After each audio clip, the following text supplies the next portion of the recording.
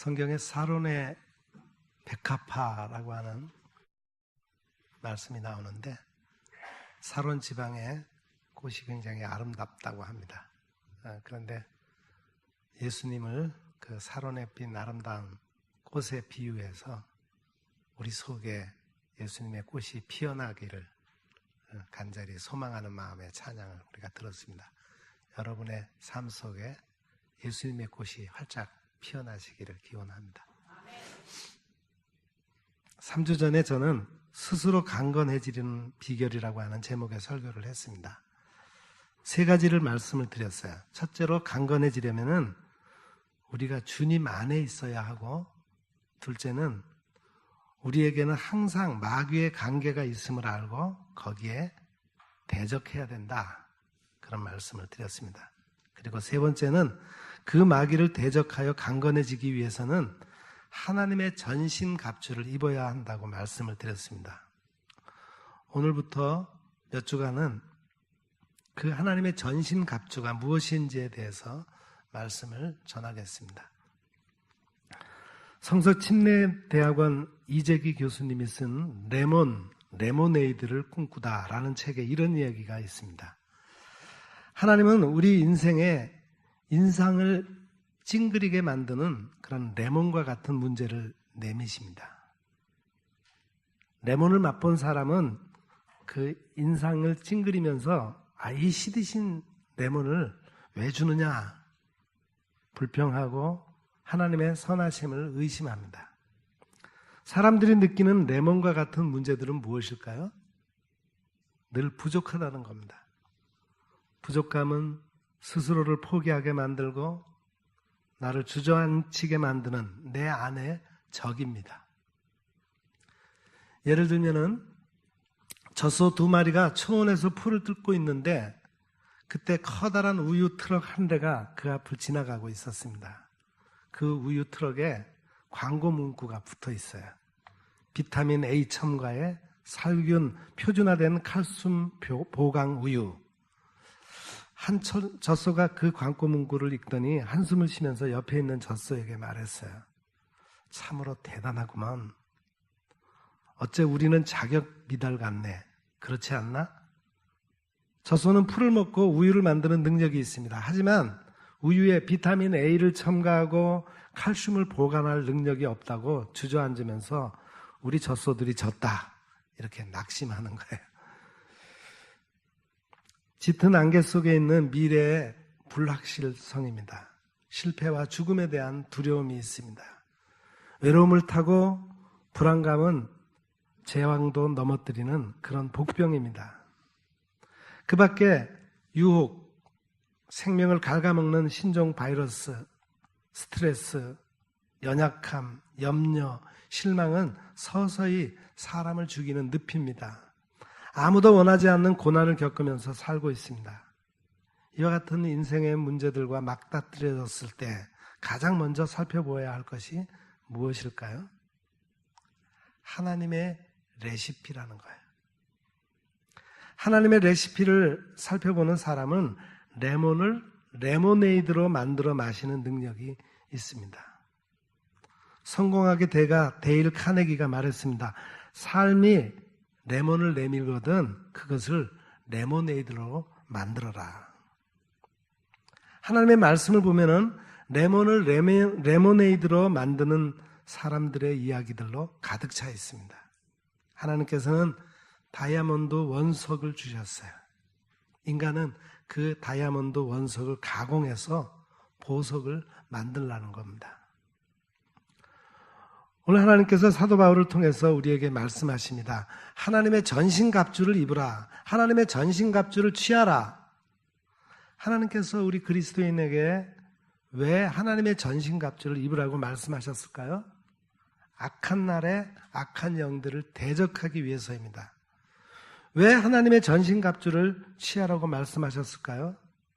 이 세상이 악한 영들의 지배를 받고 있기 때문입니다. 악한 영들이 어두움의 세상 주관자들을 지배하고 있기 때문입니다. 저는 여러분들이 지금 이 세상을 지배하고 있는 악한 영들의 실체가 무엇인지를 분별할 수 있기를 바랍니다.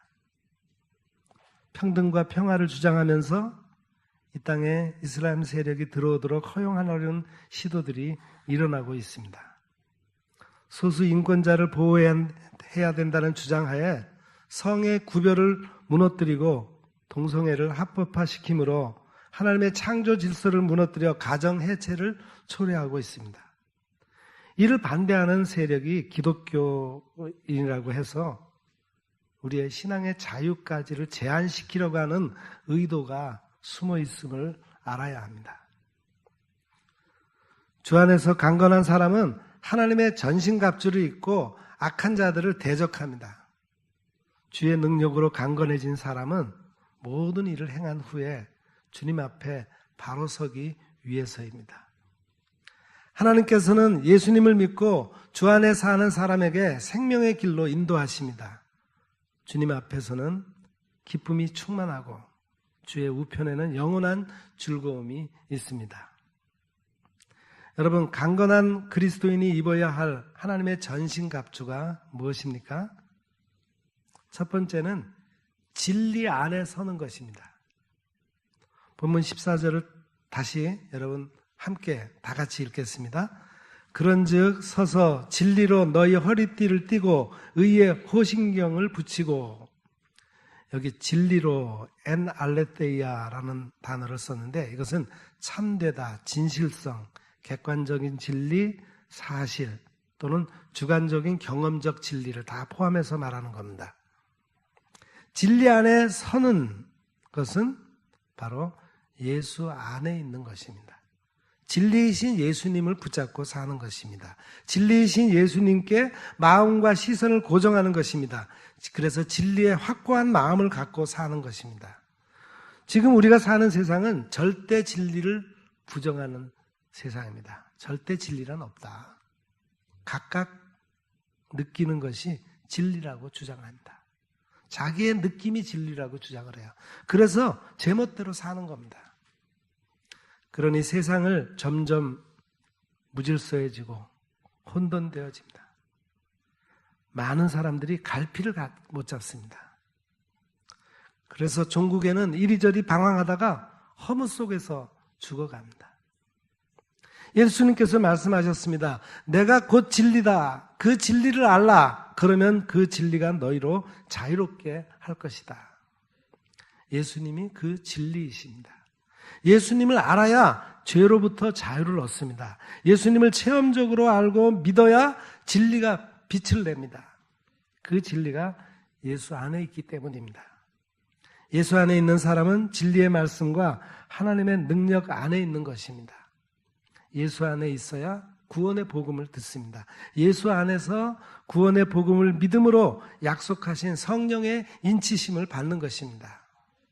예수 안에서 진리를 듣고 진리 안에서 가르침을 받은 사람은 유혹의 욕심을 따라가지 않습니다. 썩어져가는 구습을 따르는 옛사람을 벗어버리게 됩니다. 진리이신 예수님의 가르침을 받는 사람은 심령이 새롭게 됩니다. 진리이신 예수님 안에 서 있는 사람은 하나님을 따라 살아갑니다. 하나님의 의와 진리로 거룩함을 얻습니다. 진리 안에서 서 있는 사람은 새 사람으로 살아갑니다. 새 사람은 진리로 마음을 채우고 진리로 삶이 구별되어야 합니다. 하나님께서 사도 요한을 통해서 말씀하셨습니다. 내 자녀들이 진리 안에서 행한다 함을 듣는 것보다 더 즐거움이 없도다. 그렇습니다. 우리 자녀들이 진리 안에서 살고 진리 안에서 하나님의 능력을 얻는 것이 축복입니다. 진리 안에서 새 사람으로 사는 것이 가장 즐거운 삶입니다. 미국에서 글로리 크리스천 스쿨 교장이신 이미정 집사님의 간증입니다. 저는 인생의 향기라는 춘원의 명품 수필집을 좋아합니다. 향기가 있는 인생은 꽃보다 아름답기 때문입니다. 향기가 진동하는 믿음의 사람을 만나는 일이 축복입니다. 저는 늦깎이 신앙인입니다. 학창시절과 청년시절에 하나님을 찾지 않았고 진리와 공의를 찾아 헤매며 방황했었습니다. 저의 인생은 그야말로 순풍이었습니다. 교육을 잘 받았고 결혼도 잘했습니다. 남편 사업도 잘 되고 저의 일도 거침이 없었습니다. 하나님을 믿지 않아도 잘 되고 잘 나가고 안 되는 일이 없었습니다. 그런 나의 순풍 인생에는 하나님의 숨결이 머물 수가 없었습니다. 그러다가 미국에서 서브프라임 모기지 사태가 터지면서 남편 사업이 휘청거렸습니다. 그때까지 평탄했던 남편이 몹시 당황했습니다. 그런데 그 험한 상황에서 아주 평안해 보이는 동료가 있었습니다. 그 동료가 누리는 평안이 몹시 궁금했습니다. 그 평안의 비결이 뭘까? 그는 기독교인이었는데 그가 출석하는 주님의 영광교회에 찾아갔습니다. 그때 늘 진리와 공의에 목말라 해왔던 저도 남편을 응원하고 싶어서 흔쾌히 남편을 따라 교회에 갔습니다. 저희 부부는 교회 생활에 성실했습니다. 각종 모임과 성경 공부에 열심히 참석했습니다. 남편이 교회 영성 캠프에 참가해서 큰 은혜를 받았습니다. 남편의 권유로 영성 캠프에서 저도 큰 은혜를 받고 예수님을 구주로 영접했습니다. 성령을 체험하고 하나님을 믿지 않았던 죄를 통렬하게 회개했습니다. 시편 94편 18절 말씀이 큰 은혜로 다가왔습니다. 여호와여 나의 발이 미끄러진다 말할 때 주의 인자하심이 나를 붙드셨습니다. 그렇습니다. 내 인생이 미끄러질 때 주께서 인자함으로 나를 붙들어 주십니다. 예수님을 만나고 변화되면서 여러 가지 삶의 열매가 맺었습니다. 삶의 편리함과 여유들을 다 포기했습니다. 영혼에 관심을 갖게 되었고 목자로 부름을 받아 섬기면서 새로운 기쁨과 보람을 누리게 된 것입니다. 저희 가정이 화목하게 되었습니다. 일 중심의 삶에서 서로 존중히 여기고 돌보는 마음을 갖게 되었습니다. 자녀들을 믿음으로 잘 교육하기 위해서 기도 모임을 가졌습니다. 담임 목사님의 간곡한 요청으로 글로리 크리스천 스쿨을 시작하게 되었습니다. 정체성의 아노미 시대에 학생들이 건전한 정체성을 확립하고 시대와 문화의 조류를 거슬러 올라갈 수 있는 인재들을 양성하려고 기도하고 노력합니다. 여러분, 강건한 그리스도인은 진리로 허리띠를 띠고 살아야 합니다. 여기 띠다, 헬라어로는 페리존님이라는 단어를 썼는데 이 말은 둘러띠다, 허리띠로 옷을 고정하다, 허리를 동여매다, 진리로 허리에 띠다 그런 뜻입니다. 진리로 왜 허리띠를 띠라고 말씀하셨을까요? 사람의 힘이 허리에서 나오기 때문입니다. 허리가 강해야 바로 설 수가 있기 때문입니다. 그 허리에 띠를 해야 힘을 쓸 수가 있습니다. 힘있게 허리를 묶으며 자기 팔을 강하게 하라. 잠언 31장에 그렇게 말씀합니다. 허리가 힘이 있어야 자유롭게 활동할 수 있습니다. 고대 로마 시대에 사치하는 부자들은 허리띠가 없는 통 원피스 같은 옷을 입었습니다. 그 사람들은 힘쓰는 일을 하지 않습니다. 진리로 허리띠를 매야 힘을 쓰고 능력을 행할 수 있는 것입니다. 하나님께서 고난을 받고 있던 욥에게 말씀하셨습니다. 너는 대장부처럼 허리를 묶고 내가 너에게 묻는 것을 대답하라. 믿음의 사람 다윗도 이렇게 기도했습니다. 여호와여 들으시고 내게 은혜를 베푸소서. 여호와여 나를 돕는 자가 되소서. 주께서 나의 슬픔이 변하여 나의 춤이 되게 하소서. 나의 베옷을 벗기시고 기쁨으로 띠를 띄우셨습니다. 하나님께서는 죄인들의 베옷을 벗기고 기쁨으로 띠를 띄우기 위해서 이사야 선지자를 통해서 메시아를 예언하셨습니다. 이새의 줄기에서 한 싹이 나며 그 뿌리에서 한 가지가 나와서 결실할 것이다. 그 위에 여호와의 영이 강림하실 것이다. 그는 지혜와 총명의 영이요 모략과 재능의 영이다. 지식과 여호와를 경외하는 영이다. 그는 공의로 그의 허리띠를 삼으며 성실로 그의 몸의 띠를 삼을 것이다.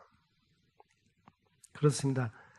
진리의 띠를 허리에 띄어야 힘이 있습니다. 그리스도인은 진리로 마음의 허리를 동이고 근신해야 합니다. 그래야 예수 그리스도께서 나타나실 때 은혜를 가져다 주실 것입니다. 진리로 허리띠를 하지 않으면 몸의 중심이 자꾸 흔들거립니다. 마음의 중심도 흔들립니다. 마귀는 진리가 없습니다. 그래서 마귀는 진리가 아닌 것으로 사람의 마음을 혼미하게 합니다. 환경을 탓하고 사람의 감정을 공격해서 진리를 분별하지 못하게 합니다. 예수님의 제자들도 예수님이 통치하시는 때가 되면은 한 자리씩 차지하기 위해 서로 다투었습니다. 진리가 그 속에 머물지 않고 사탄이 그들을 혼란하게 만들었기 때문입니다. 사랑하는 성도 여러분, 진리이신 예수 그리스도로 여러분의 허리를 동이십시오. 그분이 여러분을 떠나지 않도록 여러분의 삶을 예수님으로 두르십시오. 그러면 여러분의 삶에 힘이 생길 겁니다. 좀 전에 간증을 소개했던 그 이미정 집사님처럼 여러분도 새로운 기쁨과 보람을 느끼는 삶을 살아갈 수 있게 될 것입니다. 두 번째 전신갑주는 의의 호신경입니다. 의의 호신경을 붙이라는 거예요. 여기서 호신경이라고 하는 말은 도락스라고 하는 헬라어를 썼는데 그것은 가슴을 보호하는 갑옷을 말합니다. 우리 지금식으로 한다면 방탄조끼 같은 거죠. 의의 갑옷으로 가슴을 보호하라는 겁니다. 하나님께서 욥에게 폭풍 가운데서 말씀하셨습니다. 가슴 속의 지혜는 누가 준 것이냐? 마음 속의 총명은 누가 준 것이냐? 의의 호신경으로 왜 마음을 보호해야 합니까? 마귀는 사람의 마음을 상하게 해서 하나님을 원망하게 만들기 때문입니다.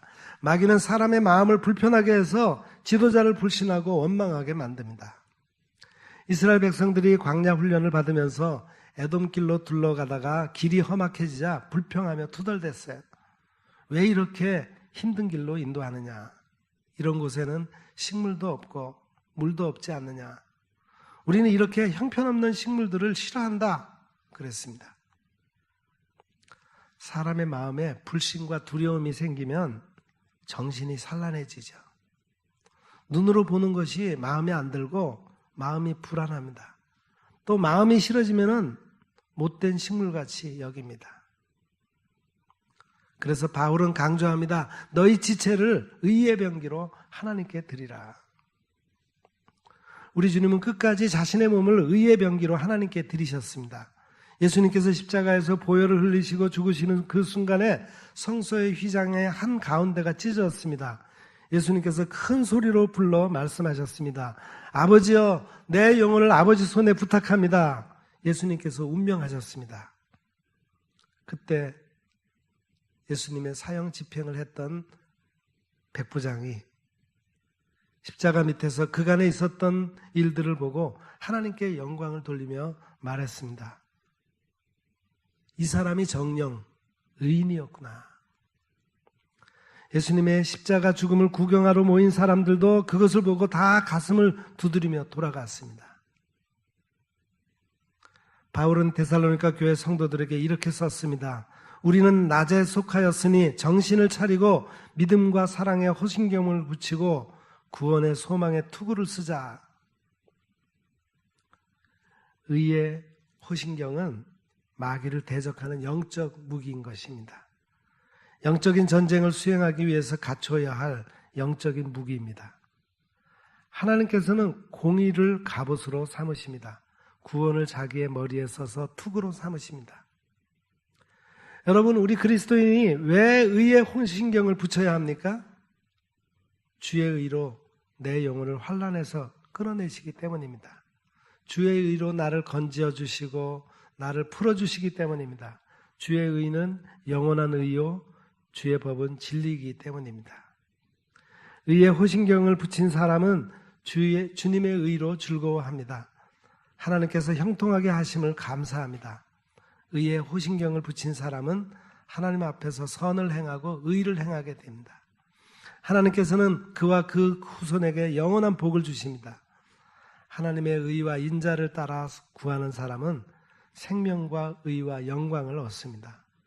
하나님의 의를 쫓으며 여호와를 찾아 구하는 사람은 하나님의 진리를 듣습니다. 의에 호신경을 붙인 사람은 복음으로 하나님의 의를 나타냅니다. 믿음으로 믿음에 이르게 합니다.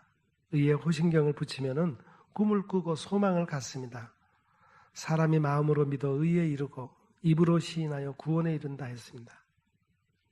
여호와께서는 의로우셔서 의로운 일을 좋아하시고 정직한 자는 그 얼굴을 배울 것이다 했습니다. 의에 호신경을 붙이면은 이 세대를 본받지 않습니다. 마음이 변화되어 새로워집니다. 가슴에 하나님의 의에 호신경을 붙인 사람은 이렇게 생각하고 분별 있게 행동합니다. 하나님께서 선하게 여기시는 것은 무엇인가? 하나님께서 기뻐하시는 것은 무엇인가? 하나님의 온전하신 뜻이 무엇인가? 그것을 항상 생각하여 하나님의 의를 따라 살아가게 되는 것입니다. 여러분, 진리가 없으면 아무리 노력하고 수고해도 결실이 없습니다. 진리는 자유의 근원이요 자유로운 삶의 근간입니다. 진리의 말씀을 들을 때 성령님께서 임하시면 그 말씀을 지키고 행합니다. 주 안에서 기뻐하고 기쁘게 사는 삶이 하나님께 최고의 영광을 돌리는 것입니다. 의로운 길에는 생명이 있고 그 의로운 길에는 사망이 없습니다. 이제 하나님께서 의롭다고 여겨주신 의의 호신경을 가슴에 붙이시기 바랍니다. 그러면 하나님께서 그 마음속에 총명을 주시고 지혜를 주시고 기쁨이 넘치게 하실 것입니다. 하나님의 전신갑주를 취하여 영적 전쟁에서 승리하고 범사가 잘 되고 강건하시기를 축원합니다. 기도하겠습니다. 하나님 아버지, 우리에게 이 세상의 창궐한 악의 세력과 싸워 이길 수 있도록 도와주옵소서. 악한 사탄의 괴계를 분별할 수 있게 하시고 항상 진리이신 예수 그리스도로 허리를 동여 맬 수 있게 하옵소서. 하나님의 의로 호신경을 붙여 의를 행함으로 악한 영의 공격을 잘 막아내게 하옵소서. 예수님의 이름으로 기도드립니다. 아멘.